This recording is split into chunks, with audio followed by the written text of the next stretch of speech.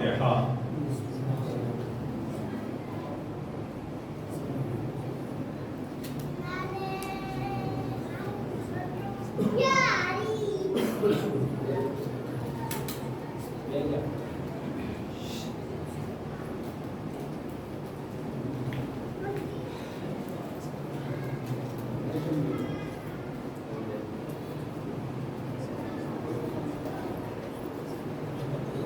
اعوذ باللہ من الشیطان الرجیم، بسم اللہ الرحمن الرحیم، الحمد للہ رب العالمین، الحمد للہ الذی لا شریک له فی خلقہ ولا شبیہ له فی عظمتہ، الحمد للہ الذی لم یلد ولم یولد ولم یکن له کفوا احد، ثم الصلاۃ والسلام علی اشرف الانبیاء والمرسلین، حبیب الہ العالمین، العبد المؤید والرسول المسدد، المصطفى الامجد، ابی القاسم محمد، اللهم صل على محمد وعلى آلہ الطیبین الطاہرین، الحجج المیامین، اللعنۃ الدائمہ على أعدائهم أجمعين من يومنا هذا إلى قيام يوم الدين. أما بعد، فقد قال الله سبحانه وتعالى في كتابه المجيد وقوله الحق، بسم الله الرحمن الرحيم، ومن الناس من يشري نفسه ابتغاء مرضات اللہ۔ صلوات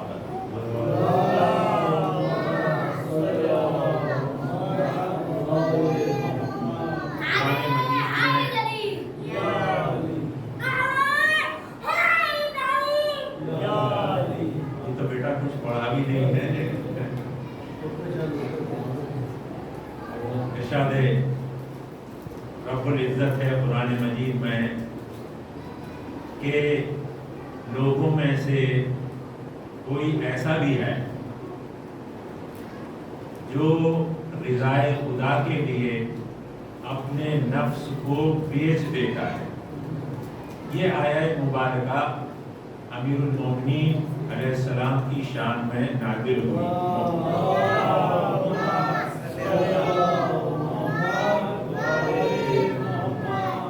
اور شب ہجرت نازل ہوئی کہ جب رسول کریم شب ہجرت تو سبھی جانتے ہیں، لیکن میں دوہرا دوں تاکہ ہمارے بچوں کو اچھی طرح یاد ہو جائے کہ جب حضور کریم اپنے وطن مکے سے مدینہ گئے تھے، یعنی مکے کو چھوڑا تھا، اپنے وطن کو چھوڑ کر اور مدینے چلے گئے تھے، تو اس کو ہجرت کہتے ہیں۔ جب آدمی کسی ایک جگہ سے دوسری جگہ جاتا ہے، ایک جگہ کو چھوڑ کر دوسری جگہ جاتا ہے، ایک شہر کو چھوڑ کر دوسرے شہر میں جاتا ہے، دوسرے شہر کو بسا لیتا ہے، تو اس کو ہجرت کہتے ہیں۔ تو حضور نے مکہ جو ان کا وطن تھا اس کو چھوڑ کر مدینے کو بسا لیا تھا۔ جس دن یا جس رات میں آپ مکے کو چھوڑ کر مدینے کے لیے روانہ ہوئے، اس رات کو شب ہجرت کہتے ہیں۔ اور اس رات میں حضور اپنے بستر پر امیر المومنین کو سلا گئے تھے، اور اسی موقع پر یہ آیت مبارکہ نازل ہوئی تھی، وَمِنَ النَّاسِ مَن يَشْرِي نَفْسَهُ ابْتِغَاءَ مَرْضَاتِ اللَّهِ، اور لوگوں میں سے کچھ ایسے بھی ہیں کہ جو خوشنودی خدا کے لیے اپنے نفس کو بیچ دیتے ہیں۔ خاص طور سے اپنے جوانوں کے لیے اور بچوں کے لیے چاہتا ہوں کہ ہجرت کا واقعہ بیان کروں۔ یہ ہجرت کیا ہے، اس کا پورا قصہ کیا ہے؟ آخر رسول کریم مکے کو چھوڑ کر مدینہ ہی کیوں گئے؟ دیکھیے، مدینہ سب سے بہتر جگہ تھی، مکے کو چھوڑ کر اگر کہیں جا سکتے تھے حضور، اور جہاں آپ کے لیے امن و امان تھا اور ہر اعتبار سے جو جگہ بہتر تھی وہ مدینہ تھی، اس لیے آپ مکہ چھوڑ کر مدینہ ہی گئے تھے، کسی دوسری جگہ نہیں گئے، آپ نے مدینے کو ہی اختیار کیا۔ اور اس کا سبب یہ ہے، یہ جگہ مناسب کیوں بنی حضور کے لیے اور مسلمانوں کے لیے بھی؟ اس لیے کہ حضور ہی نہیں بلکہ مسلمان بڑی تعداد میں، بلکہ تقریباً سارے مسلمان اس وقت جو تھے مکے میں سبھی جا چکے تھے، یعنی گئے تھے مکے کو چھوڑ کر۔ یہ جگہ یعنی مدینہ مسلمانوں کے لیے اور حضور کے لیے بہتر کیوں بنا؟ اس لیے بنا کہ ہر سال مدینے سے کچھ لوگ حج کے لیے مکے آتے تھے۔ حج تو اس زمانے میں بھی ہوتا تھا نا، یہ آج کل جو حج ہوتا ہے یہ اسلامی حج ہے، اسلامی طریقے سے کیا جاتا ہے، لیکن حج اس سے پہلے بھی اسلامی جو طریقہ تھا وہ سامنے آنے سے پہلے بھی حج ہوتا تھا۔ لوگ اسلام سے پہلے بھی حج کرتے تھے، مکہ آتے تھے اور طواف بھی کرتے تھے، لیکن اپنے طریقے سے کرتے تھے، دوسرے طریقے سے کرتے تھے۔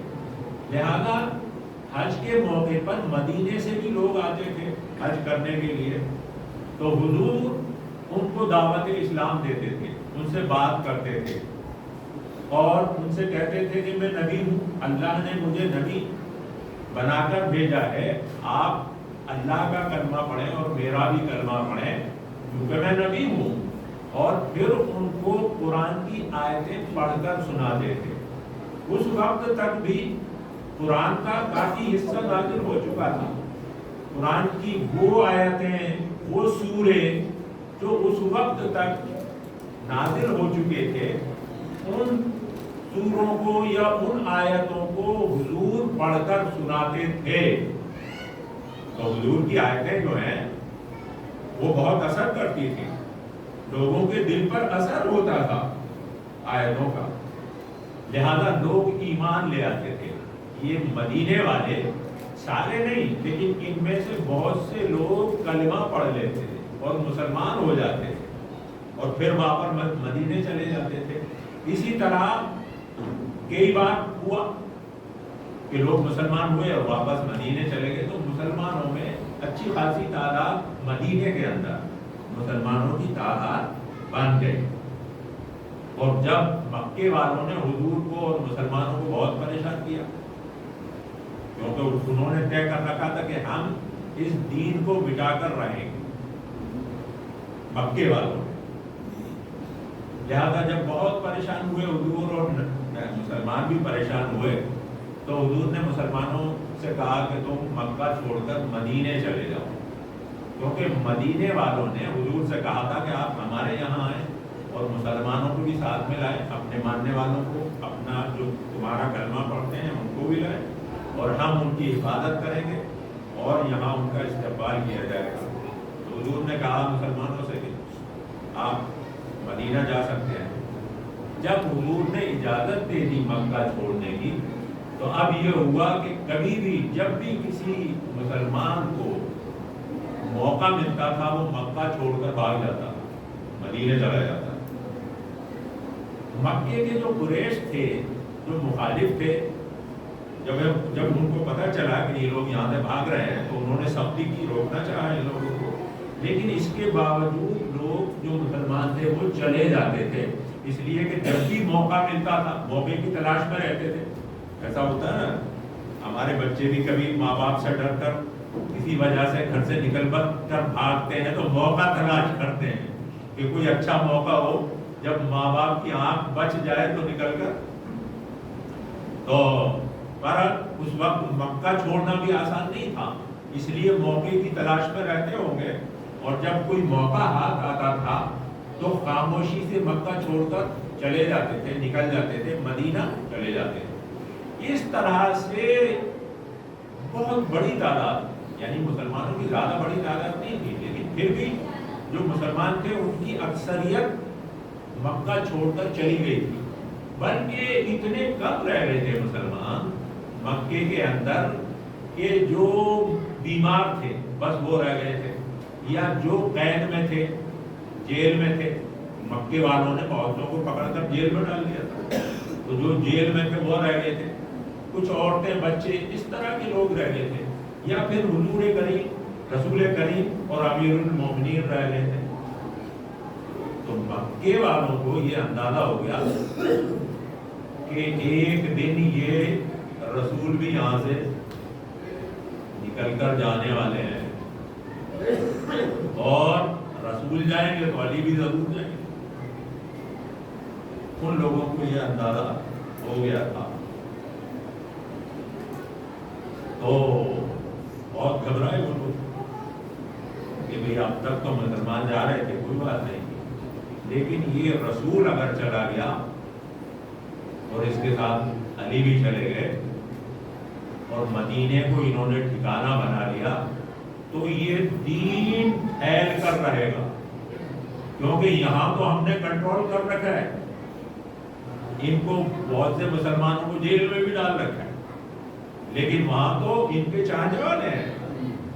وہاں اگر ان کا ٹھکانہ بن گیا تو ایک روز ایسا آئے گا کہ سارے عرب پر مسلمانوں کا قبضہ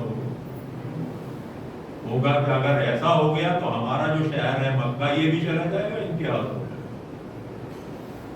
اور پھر تو جو عرب میں ہمارا رعب اور دبدبہ ہے مکے والوں کا، قریش کا، وہ بھی ختم ہو جائے گا. لہذا انہوں نے کہا کہ نہیں، اس کا کچھ علاج کیا جائے. تو دیکھیے وہ لوگ میٹنگ جب کیا کرتے تھے، کس جگہ میٹنگ کرتے تھے؟ انہوں نے میٹنگ کی اس ٹاپک پر کہ بھئی یہ مسئلہ ہے اور خطرہ یہ ہے کہ یہ رسول بھی چھوڑ کر چلے جائیں گے مدینے، علی بھی چلے جائیں گے، بہت سے لوگ جا چکے ہیں، زیادہ تر تو جا ہی چکے ہیں. لہذا ان کو روکو تاکہ یہ دین اسلام پھیلنے نہ پائے. سب لوگ جمع ہوئے. کہاں جمع ہوئے؟ ایک جگہ تھی وہاں پر مکے میں جس کو دار الندوہ کہتے تھے. یہ ایک طرح سے مکے قریش کے لیے یا مکے والوں کے لیے ایک طرح کی پارلیمنٹ سمجھ لیں، پارلیمنٹ جیسے ہوتی ہے. یہ لوگ جب بھی کوئی بڑا مسئلہ ہوتا تھا تو جو خاص خاص لوگ ہوتے تھے، بڑی بڑی شخصیتیں ہوتی تھی، وہ وہاں پر جمع ہوتی تھی اور میٹنگ کرتے تھے کہ بھئی یہ مسئلہ ہے، یہ پریشانی ہے ہمارے سامنے، اس کو کیسے حل کیا جائے. تو جب یہ پریشانی ہوئی ہجرت کی اور اسلام سے ان کو خوف ہوا تو یہ لوگ پھر جمع ہوئے اسی دار الندوہ میں، اور انہوں نے کہا کہ بھئی یہ مسئلہ ہے، اس کو کیسے حل کیا جائے کہ دین پھیل رہا ہے. اگر یہ سب مدینے چلے گئے، نبی بھی چلے گئے، تو دین اور زیادہ پھیلے گا، پھر ہم بھی خطرے میں پڑ جائیں گے. تو اس کا علاج کیا کیا جائے؟ سب نے اپنی رائے پیش کی کہ یہ علاج ہو، یہ علاج ہو. آخر میں ایک رائے پر سب کا اتفاق ہوا کہ یہ رائے اچھی ہے. کیا ہوا؟ یہ اتفاق ہوا کہ ہر قبیلے کا ایک آدمی آئے، تلوار لے کر آئے، اور جتنے لوگ ہو جائیں، بہت سے قبیلے تھے، جب لوگ سب جمع ہو جائیں تو رات کو خاموشی سے، رات کے اندھیرے میں ان کو یعنی رسول کریم کو جب وہ اپنے بستر پر سوئے ہوئے ہوں تو وہیں ان کو قتل کر دیا جائے اور ان کے ٹکڑے ٹکڑے کر دیے جائیں. اور کہا کہ جب سارے قبیلے ان کے قتل میں شریک ہوں گے، کیونکہ ہر قبیلے کا ایک آدمی تھا نا، تو ہر قبیلے کی شرکت قتل میں ہو گئی. اگر ایسا ہو جاتا تو یہ ہوتا کہ ہر قبیلے کی آپ کی شہادت میں یا قتل میں شرکت ہوتی تھی. تو ان لوگوں نے میٹنگ میں یہ کہا کہ جب سارے قبیلوں پر یہ الزام ہوگا کہ سب نے مل کر اس رسول کو قتل کیا ہے، تو یہ اس کے خاندانی جو ہیں بنی ہاشم، رسول کے جو خاندانی ہیں، کس کس سے لڑیں گے؟ یہ تو سارے قبیلے شریک ہیں، کس کس سے یہ لڑیں گے؟ تو پھر یہ گھبرا کر سلو کی کوشش کریں گے اور کہیں گے کہ ہمیں دیا منظور ہے. دیا ہوتا تھا نا قتل کے بدلے میں، خون بہا جس کو کہتے ہیں، کہا کہ یہ جنگ نہیں کریں گے بلکہ منہ بہا لے لیں گے، دیا لے لیں گے، قتل کے بدلے میں کچھ لے لیں گے جو دیا منہ بہا ہوتا ہے۔ لہذا یہ بات سب کو اچھی لگی کہ ہاں یہ بات تو صحیح ہے۔ ہر قبیلے کا ایک آدمی تلوار لیے ہوئے، اندازہ تو تھا ہی ان کو، سب پتا تھا، وہ سب دیکھ بھال کرتے تھے کہ کیا ہونے والا ہے، تو ہر چیز پر نگاہ رکھے ہوئے تھے، اور ان کو اندازہ تھا کہ بہت جلدی یہ یہاں سے نکلنے والے ہیں۔ لہذا وہ رات کے ٹائم تلواریں ہاتھوں میں لیے ہوئے بہت سے لوگ آئے اور رسول کریم کے گھر کو گھیر لیا انہوں نے، اور ان کے درمیان میں ایک فیصلہ ہوا کہ بھئی ایسا کرو، رات بھر تو دیکھو تم ان کو کہ کہیں ہے بھاگ نہ جائے، لیکن رات کو قتل نہیں کرنا ہے، صبح جب ہوگی اس وقت قتل کرنا ہے۔ لہذا یہ لوگ رات کو دیکھتے رہے کہ ہاں موجود ہیں یا نہیں ہیں۔ جو دروازہ تھا اس میں ایک جھلی کہتے ہیں ہمارے یہاں، تو اس میں جھانک کر دیکھتے تھے ہیں یا نہیں ہیں، کہیں چلے گئے۔ لیکن ان کے عقل میں ایک بات نہیں آئی، ایک بات ان کے ذہن سے جاتی رہی کہ یہ کوئی عام آدمی نہیں ہے، یہ نبی ہے، اس پر وحی نازل ہوتی ہے، اس کے پاس فرشتہ آتا ہے، جو بات اگر اس کو پتا بھی نہ ہو تو فرشتہ بتا دیتا ہے۔ یہ کوئی مولانا نہیں ہے کہ جن کو اپنے پیچھے کا نہ آگے کا پتا ہو، یہ نبی ہے۔ لہذا ان کی بے وقوفی یہ تھی کہ یہ سمجھے کہ ہم نے راز میں رکھا ہے، کسی کو نہیں بتایا ہے کہ آج کیا کرنے والے ہیں۔ ارے کسی ایسے ویسے کو قتل کرنے تھوڑے ہی جا رہے ہو، یہ کائنات کا رب جس کے ساتھ ہو، تم دل میں کیا سوچتے ہو وہ بھی اس کو پتا ہوتا ہے۔ اگر اللہ چاہے تو، اگر پروردگار چاہے بتانا کہ تم دل میں کیا سوچ رہے ہو تو وہ بھی نبی کو بتا سکتا ہے۔ لہذا فرشتے نے، جبرائیل نے آ کر کہا کہ اے رسول، شاید اس انداز میں کہا ہو کہ تمہیں کچھ معلوم ہی ہے کیا ہو رہا ہے، کیا ہو رہا ہے کہ آج یہ لوگ تمہارے قتل کی سازش کر رہے ہیں، پھر کیا کیا جائے؟ پوچھا ہوگا حضور نے کہ پھر کیا کیا جائے؟ تو شاید اب یہ میں اپنے انداز میں کہہ رہا ہوں، بات بالکل صحیح ہے لیکن انداز میرا اپنا ہے، روایت کے الفاظ کچھ ہوتے ہیں لیکن بات وہی ہے جو روایت والی ہے۔ تو خدا کی قسم، کس کا نام لیا کہ وہ تمہاری جان بچائے گا؟ یعنی فرشتہ شاید یہ اشارہ کر رہا تھا کہ اب تک برے وقت میں جو کام آیا تھا، اب تک جس نے تمہاری جان بچائی تھی بس وہی بچا سکتا ہے۔ کہا جبرائیل نے کہ علی کو اپنے بستر پہ سلاؤ اور تم ہجرت کر جاؤ۔ تو اب یہ لوگ باہر کھڑے ہوئے ہیں لیکن اندر رسول کریم نے امیر المومنین سے کہا کہ جبرائیل نے مجھے بتایا ہے کہ لوگوں کی سازش یہ ہے، اور یہ بھی کہا ہے جبرائیل نے کہ میں تمہیں اپنے بستر پر سلا دوں اور ہجرت کر جاؤں، یہاں سے چلا جاؤں۔ تو امیر المومنین نے دیکھیں کیا کہا۔ یہ فضائل مولا نے سنیے، اگر ہمارے جیسا کوئی ہوتا تو حساب یہ لگا تھا کہ مجھے کوئی خطرہ تو نہیں ہے،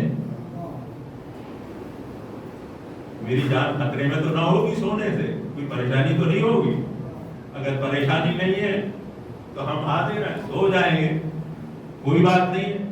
لیکن دیکھیے یہ ایمان علی ہے، یہ عشق علی ہے، رسول سے کہتے ہیں کہ اگر میں سو گیا آپ کے بستر پر تو ایسا کرنے سے کیا آپ کی جان بچ جائے گی؟ تو حضور نے کہا بے شک بچ جائے گی، جب اللہ حکم دے رہا ہے تو یقیناً حفاظت بھی کرے گا، بچ جائے گی۔ تو امیر المومنین کے چہرے پر ایسی مسکراہٹ تھی کہ شاید بہت کم لوگوں نے، بہت خوش ہیں، مسکرا رہے ہیں، اور یہی نہیں بلکہ سجدے میں چلے گئے۔ جب حضور نے یہ کہا، ابھی پوری بات نہیں ہوئی ہے، جب حضور نے کہا کہ تمہارے سونے سے میری جان بچ جائے گی، اور بتایا، یہ بھی بتایا، پوری بات کر دوں کہ اے علی تمہارے سونے سے میری جان تو بچ جائے گی مگر تمہیں 100% خطرہ ہے، تمہارے لیے 100% خطرہ ہے۔ تو حضور امیر المومنین نے کہا، یعنی یہ کہنا چاہتے تھے کہ مجھے اپنی جان کی پرواہ نہیں ہے، اگر آپ بچ جاتے ہیں تو یہ میرے لیے بہت خوشی کی بات، بہت خوش ہیں امیر المومنین، اور اسی خوشی میں سجدے میں آپ جھک گئے، چلے گئے، سجدہ کیا، شکر کا سجدہ کر رہے ہیں کہ پروردگار تو نے مجھے یہ موقع عطا کیا کہ میں تیرے حبیب کے اوپر اپنی جان اظہار کروں۔ یہ عاشق رسول ہے۔ آپ جانتے ہیں جو حقیقی عاشق ہوتا ہے اسے معشوق کے اوپر جان نثار کرنے میں کوئی تردد، معشوق کے لیے قربانی دینے میں کوئی اس کو ہچکچاہٹ نہیں ہوتی، بلکہ اس کو خوشی ہوتی ہے۔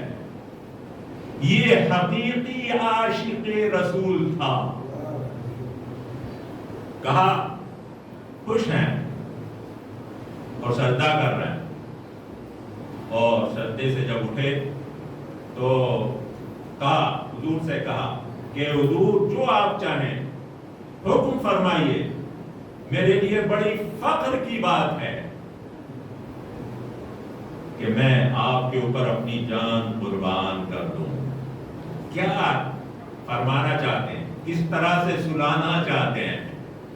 دیکھیے اگر کوئی اور ہوتا تو کیا سوچتا کہ پہلے ہی دن سے رسالت کا جب اعلان کیا، نبوت کا اعلان کیا، تو حضور مجھے ہی آگے لا رہے ہیں، مجھے ہی اپنا جانشین بنا رہے ہیں،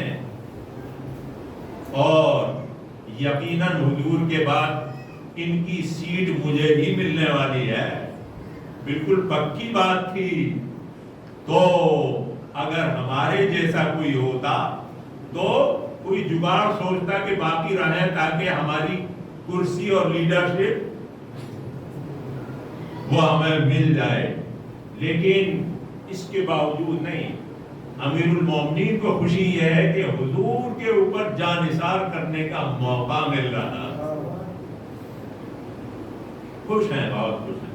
کہا کہ فرمائیے حضور اس طرح سے سونا ہے، تو حضور نے کہا کہ سو جاؤ میرے بستر پر، وہی بستر ہو جہاں ہمیشہ میرا بستر ہوتا ہے،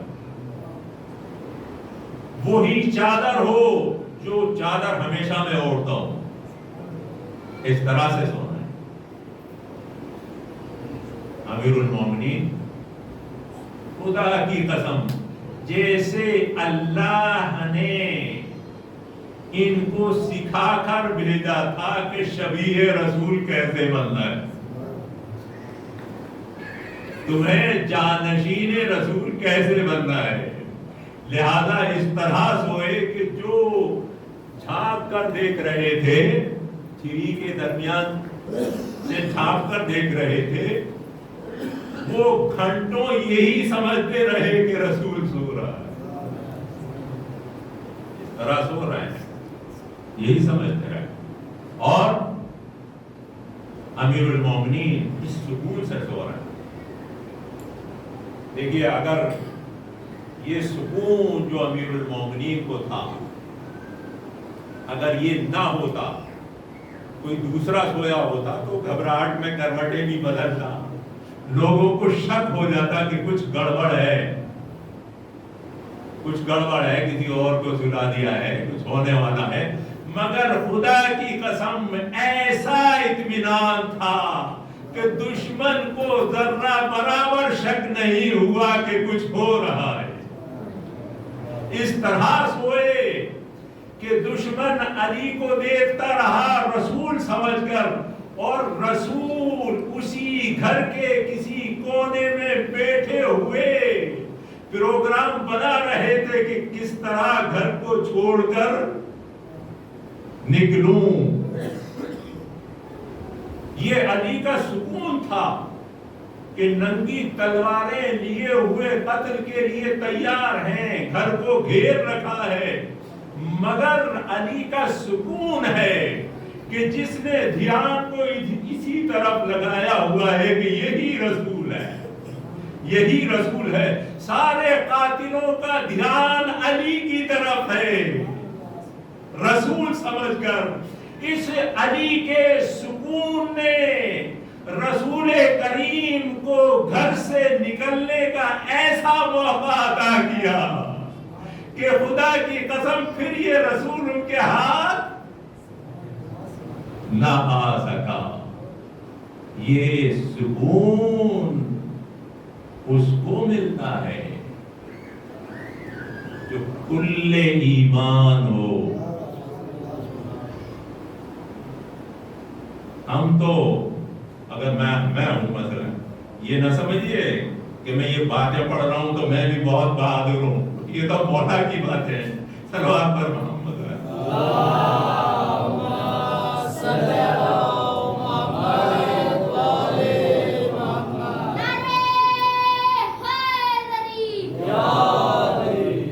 یہ مولا کی بات ہے، کسی اور کی نہیں ہے. یہ انہی کی شان تھی. میری خود حالت ایسی ہے کہ اگر کوئی بری خبر مل جائے تو رات کو پھر نیند، کتنی کروٹیں بدلی جاتی ہیں. لیکن یہ کل ایمان تھا جس کا دل کبھی نہ گھبرائے، بہت سکون سے. یہ سکون مولا ہے جس نے سارے ذہنوں کو محو کر دیا. لوگ یہی سمجھتے رہے کہ نہیں رسول سو رہا ہے، اور رسول کو موقع مل گیا. خدا کی قسم لوگ بہت تمنا کرتے تھے کہ علی کا مقام مل جائے، جو علم علی کو دیا تھا وہ ہمیں بھی مل جائے. ارے اگر مقام لے بھی لیا علی کا تو یہ دل کا سکون کہاں سے آئے گا؟ اگر علم تھام بھی لیا علی کا تو یہ دل کی قوت کہاں سے آئے گی؟ چنانچہ علی بہت سکون سے سو رہے ہیں. لوگ ادھر لگے ہوئے ہیں علی کی طرف رسول کو سمجھ کے، اور رسول گھر سے نکل کر چلے گئے. جب صبح کا ٹائم ہوا تو پروگرام تھا، صلوات پڑھیں تو عرض کروں.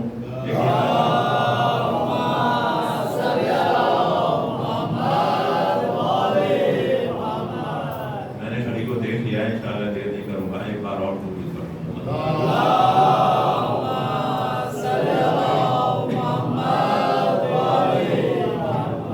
دیکھیے ذرا غور سے سنیے گا کہ یہ لوگ صبح کے وقت جب گھر میں گئے تھے، یقیناً گھر میں داخل ہوئے، لیکن اندازہ لگائیے کہ ان کا حال کیا ہوا.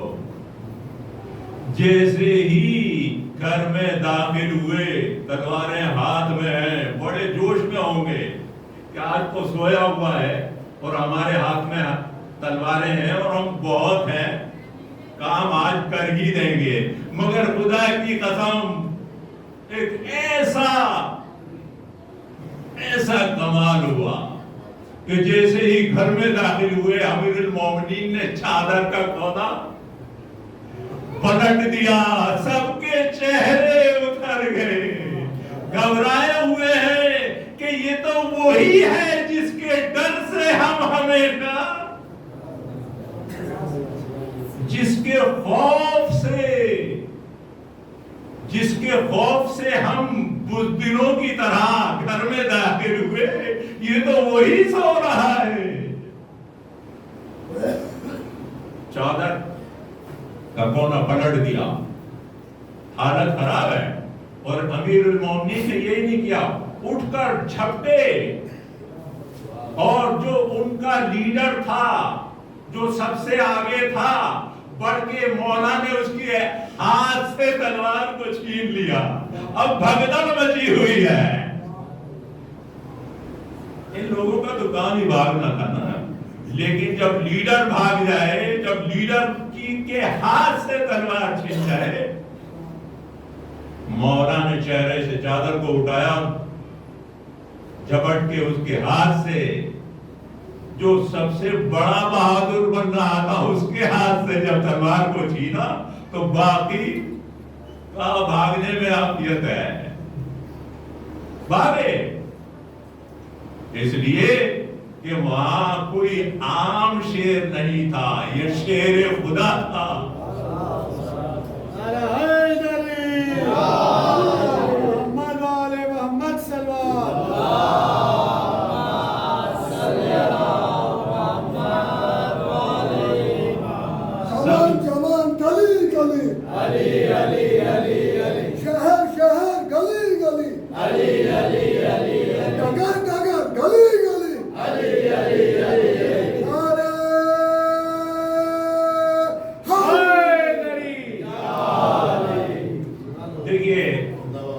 ایسا نہیں ہے کہ ان میں بہادر لوگ نہیں تھے، بہادر تھے اور اپنے کو بہت کچھ سمجھتے تھے، مگر خدا کی قسم شیر خدا کا مقابلہ نہیں تھا۔ اس لیے انہوں نے سوچا کہ رکنا یہاں خطرے سے خالی نہیں ہے، بھاگو یہاں۔ چنانچہ بعد میں جب یہ لوگ وہاں سے بھاگے تو ان کو ہوش آیا کہ بھئی ایسا نہ ہو کہ یہ حضور جو ہیں گھر سے تو نکل گئے لیکن ابھی تو کہیں راستے میں ہوں گے، جاؤ پکڑو۔ مگر خدا کی قسم علی نے بستر پر سو کر ان لوگوں کو اتنی دیر کر دی تھی، اتنی دیر تک چکر میں رہے کہ گھنٹوں ان کو پتا نہ چلا کہ یہ علی ہے یا رسول ہے۔ اتنی دیر تک یہ علی سکون سے سوتا رہا، کوئی گھبراہٹ نہ تھی کہ رسول کریم اتنا دور جا چکے تھے کہ جب یہ لوگ دوڑے کہ راستے میں ہوں گے تو کہیں ان کا پتہ نہ تھا۔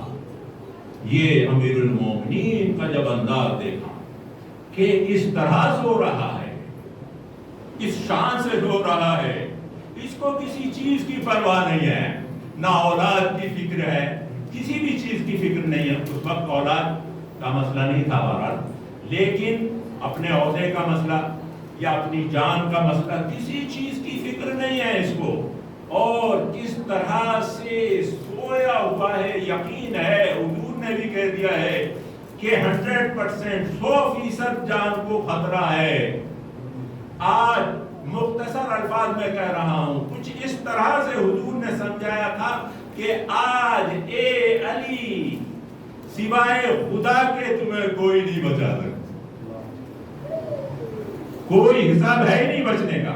اللہ اگر چاہے تو وہ تو بچا سکتا ہے سوائے خدا کے. لہذا علی کو پتا تھا کہ 100% جان خطرے میں ہے. خدا کی قسم جب یہ عشق رسول دیکھا، جب یہ ایمان علی دیکھا، جب یہ جذبہ قربانی جو امیر المومنین کے دل میں تھا جب قدرت نے دیکھا تو قدرت بھی صبر نہ کر سکی. ایک بار ندا آئی جو فرشتوں کے لیڈر تھے، عام فرشتوں سے نہیں، فرشتوں کے جو لیڈر تھے، 2 بڑے لیڈر، ان سے کہا پروردگار نے، ندا آئی، آواز آئی، اے جبرائیل، اے میکائیل، میں نے تم دونوں کو ایک دوسرے کا بھائی بنایا ہے، اور تم میں سے، دیکھیے ادھر علی سوئے ہوئے بستر پہ، ادھر بات ہو رہی ہے آسمان پہ. جب قدرت نے یہ دیکھا کہ علی کس طرح سوئے ہیں تو ادھر بات ہونے لگی. کہا کہ اے جبرائیل، اے میکائیل، میں نے تم دونوں کو ایک دوسرے کا بھائی بنایا ہے، اور تم میں سے ایک کی عمر دوسرے سے زیادہ ہے. کیا تم میں سے کوئی اپنے بھائی کو اپنی عمر کے کچھ سال، کچھ مدت دے سکتا ہے؟ مثلا میری عمر مثلا 100 سال ہے تو میں 25 سال اپنے بھائی کو دیتا ہوں اور میں 25 سال پہلے مر جاؤں گا. تو میکائیل اور جبرائیل سے پوچھا کہ تم میں سے، دونوں میں سے کون ہے جو اپنے بھائی کو اپنی عمر کا کچھ حصہ دینے کو تیار ہے؟ تو دونوں نے کہا کہ نہیں، یہ تو ہمیں پسند نہیں ہے، یہ تو ہمیں اچھا نہیں لگتا کہ پہلے مر جائیں وقت سے پہلے. تو قدرت نے کہا کہ ذرا زمین کی طرف دیکھو، ذرا زمین کی طرف دیکھو. مرنے کے لیے سویا ہے، قربانی کے لیے سویا ہے، اپنے بھائی کی خاطر سویا ہے، اپنی جان اپنے بھائی پر نثار کرنے کے لیے سویا ہے. تو حکم ہوا، جاؤ. حکم خدا سے دونوں فرشتے نیچے آئے اور جبرائیل علی کے سرہانے کھڑے ہوئے ہیں، میکائیل علی کے پیروں کی طرف کھڑے ہوئے ہیں اور کہہ رہے ہیں، اے علی مبارک ہو، مبارک ہو، تمہاری وجہ سے تو پروردگار ہم پر فخر، ہمارے سامنے فخر کر رہا ہے تمہاری وجہ سے. یعنی قدرت یہ کہنا چاہتی تھی کہ اے جبرائیل تو فرشتوں کا لیڈر ضرور ہے، اے میکائیل تو فرشتوں کا لیڈر ضرور ہے، مگر یہ انسان جس کا نام علی ہے وہ کہاں اور تم کہاں؟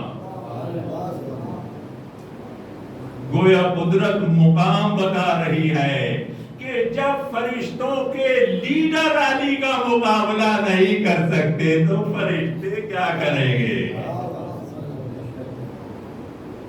یہ علی کا مقام. بس میں مختصر کر رہا ہوں کیونکہ ٹائم ہو چکا ہے. اور دیکھیے جو علی کی شان تھی، علی کے بعد میں خاص طور سے کربلا میں وہی عباس کی شان تھی. جیسے علی کا رعب اور دبدبہ ہوتا تھا،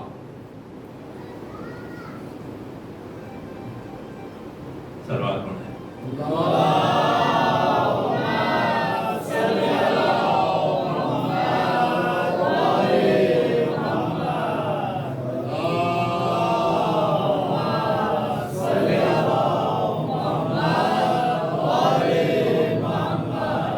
دیکھیے میں بیان کر چکا ہوں شاید کبھی پہلے کسی موقع پر، لیکن پھر بیان کر رہا ہوں کہ علی کا دبدبہ کیسا تھا لوگوں کے دلوں پر، کہ مولا سے کسی نے پوچھ لیا کہ علی جس میدان میں آپ اترتے ہیں، میدان جنگ میں، جب بھی آپ میدان میں آتے ہیں تو جیتتے ہی ہیں، کبھی ہارتے کیوں نہیں؟ ہمیشہ آپ کو فتح ہوتی ہے. ایسے دنیا والوں کا طریقہ یہ ہے، کبھی ہار بھی ہوتی ہے، کبھی جیت ہوتی ہے، کبھی ہار ہوتی ہے، لیکن آپ میدان میں جب اترتے ہیں آپ کو ہمیشہ کامیابی ہی ہوتی ہے. اس کا راز کیا ہے، سیکریٹ کیا ہے؟ تو مولا نے کہا کہ 2 سبب ہیں. ایک وجہ یہ ہے کہ جب میں میدان میں آتا ہوں اور لوگوں کو پتا چلتا ہے کہ علی آیا ہے تو آدھا دم ان کا تبھی نکل جاتا، علی آیا ہے. آدھا حوصلہ، آدھی ہمت وہی ختم ہو جاتی ہے میرے نام سے، اور باقی آدھا کام یہ میری تلوار کرتی ہے. یہ رعب تھا علی، بالکل ایسا ہی دبدبا کربلا کے میدان میں عباس ہے کہ دشمن کی ہمت نہیں ہوتی تھی کہ خیام حسینی کی طرف آنکھ اٹھا کر دیکھ لیں، گھبراتے تھے، کسی کی ہمت نہیں. لہذا امام حسین علیہ السلام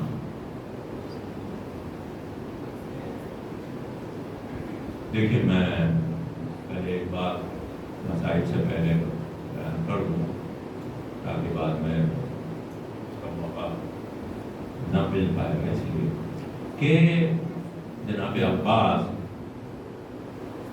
جب دریا سے واپس آئے تو آپ اس راستے سے آئے تھے، اس لیے بتا رہا ہوں کہ بعد میں موقع نہیں ملے گا، اپنی بات کو بعد میں پورا کروں مسائل کو، کہ جناب عباس جب گئے دریا پر تو سیدھے گئے، سیدھے راستے سے گئے، فوج کو چیرتے ہوئے گئے. فوج کا قبضہ تھا، فوج تھی میدان میں، لیکن فوج کے درمیان سے نکلے. کیوں کہ یہ بہادر جب چلا تو بھگدڑ مچ گئی، راستہ چھوڑ دیا. پہرے دار جو دریا پر تھے بھاگ گئے، سامنے سے گیا، لیکن جب مشکیزہ بھر کر آئے تو اب سیدھے نہیں آ رہے، اب دوسرے راستے سے آ رہے ہیں جو دور کا تھا، لمبا تھا. کیوں؟ اس لیے کہ اس راستے میں درخت تھے، کافی درخت تھے، اور اس لیے وہ راستہ اختیار کیا کہ تیر جب چلیں گے تو درختوں سے حفاظت ملے گی اور مشکیزہ محفوظ رہے گا، پانی محفوظ رہے گا. مشکیزے کو بچانے کے لیے اس راستے سے گئے جو درختوں کا راستہ تھا، تاکہ تیر چلے تو درختوں کو لگے. یہ میں عرض کرنا چاہ رہا تھا. دیکھیے، میں نے بتایا کہ جناب عباس کا دبدبا کربلا میں ایسا تھا کہ جو امیر المومنین کا اپنے زمانے میں تھا. اسی لیے مولا حسین نے کیا کہا تھا جناب عباس کی شہادت کے بعد، اے بھیا عباس، جو آنکھیں جاگا کرتی تھیں تیرے خوف سے، جو لوگ جاگتے رہتے تھے رات کو کہ عباس موجود ہے، ان کو نیند نہیں آتی تھی، جو آنکھیں جاگا کرتی تھیں وہ اب سویا کریں گی. اب تیرا دشمن چین سے سویا کرے گا کہ عباس نہیں رہا. اور جو آنکھیں سویا کرتی تھی، یعنی میرے بچے اور ہماری بہنیں جو چین سے سویا کرتی تھی کہ عباس موجود ہے، کوئی ہمارا رخ نہیں کر سکتا. چین سے میرے بچے سوتے تھے، اب وہ آنکھیں جاگا کریں گی، اب وہ جاگا کریں گے کہ عباس نہ رہا. اتنا سہارا تھا امام کو کہ خیموں کی پرواہ نہ تھی کہ عباس موجود ہے. بیویاں سکون سے رہ رہی ہیں، بچے سکون سے سو رہے ہیں، کیونکہ عباس زندہ ہے.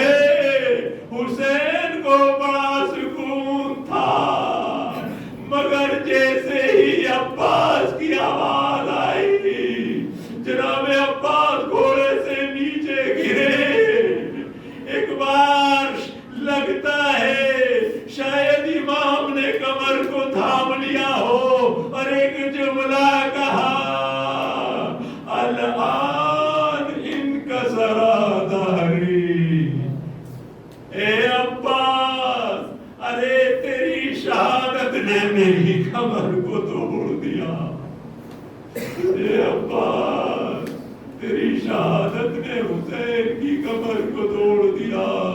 आज़ादारो, ये अब्बास थे कि जिनकी शहादत ने हुसैन की कमर को तोड़ दिया। बस जनाबे अब्बास, अर्ज करना चाहता हूँ, मुख्तसर कर रहा हूँ कि जनाबे अब्बास सिर्फ शुजा ही नहीं था, बल्कि इसके दिल में अली का दिल, इसके सीने में अली का दिल था। वही दर्द जो अली के सीने में था वही अब्बास के सीने में था। लिहाजा 10 मुहर्रम को शहादत से कुछ पहले जनाबे अब्बास ने जब आवाजें सुनी, बच्चे खेमों में बिलक रहे थे, रो रहे थे, अलातश अलातश, हाय प्यार हाय प्यार, तो अब्बास से ये सुना नहीं जाता था।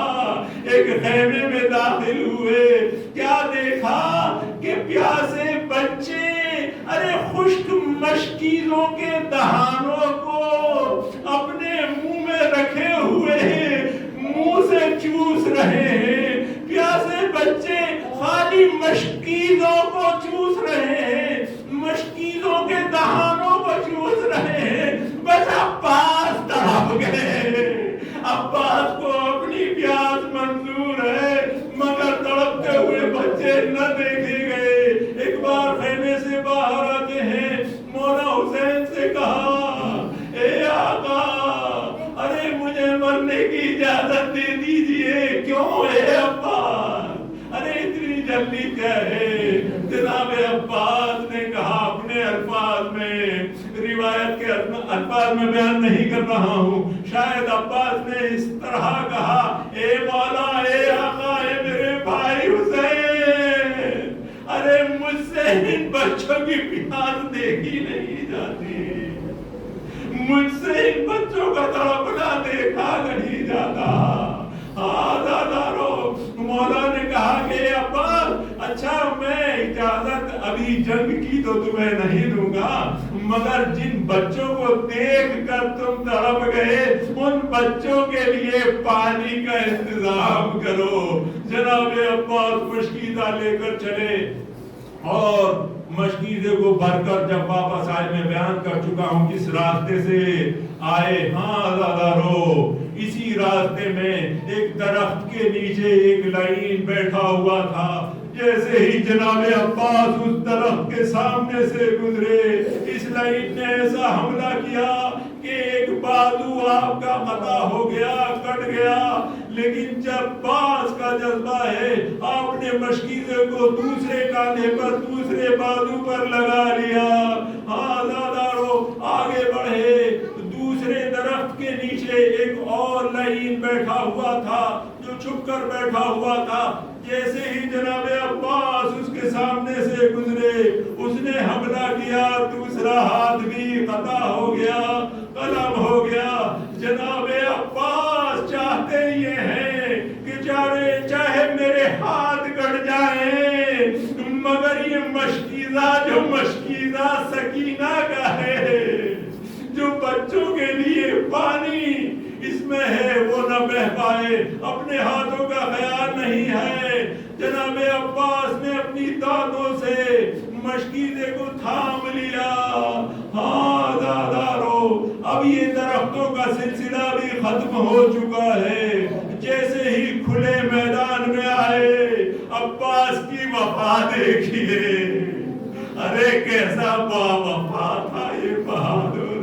जब देखा कि दरख्तों का सिलसिला भी खत्म हो गया, तीरों की बारिश हो रही है, हालांकि दोनों बाजू कट चुके हैं, मगर मशकीज़े की हिफाजत के लिए अरे खुद को मशकीज़े पर गिरा दिया, खुद को मशकीज़े पर झुका दिया। मगर अज़ादारो, तीर बहुत चल रहे थे। एक तीर चला और मशकीज़े को लगा, पानी मशकीज़े का बह गया।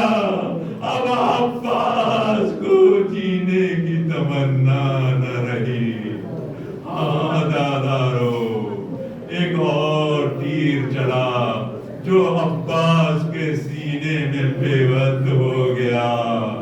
बस जनाबे अब्बास پر تشریف لائے، مگر آخر میں عباس کی مصیبت جو خاص مصیبت ہے وہ بھی سن لیجئے کہ جب بھی کوئی مجاہد کربلا کے میدان میں، جب بھی حسین کا کوئی ناصر گھوڑے سے زمین پر تشریف لاتا تھا، زخمی ہونے کے بعد زمین پر گرتا تھا، گھوڑے سے زمین پر آتا تھا تو دونوں ہاتھوں کو بڑھاتا تھا، ہاتھوں کا سہارا لیتا تھا، اس طرح زمین پر آتا تھا، مگر ہائے عباس کی مصیبت کہ گھوڑے سے زمین پر آ رہے ہیں مگر دونوں ہاتھ کٹے ہوئے ہیں، شاید اس طرح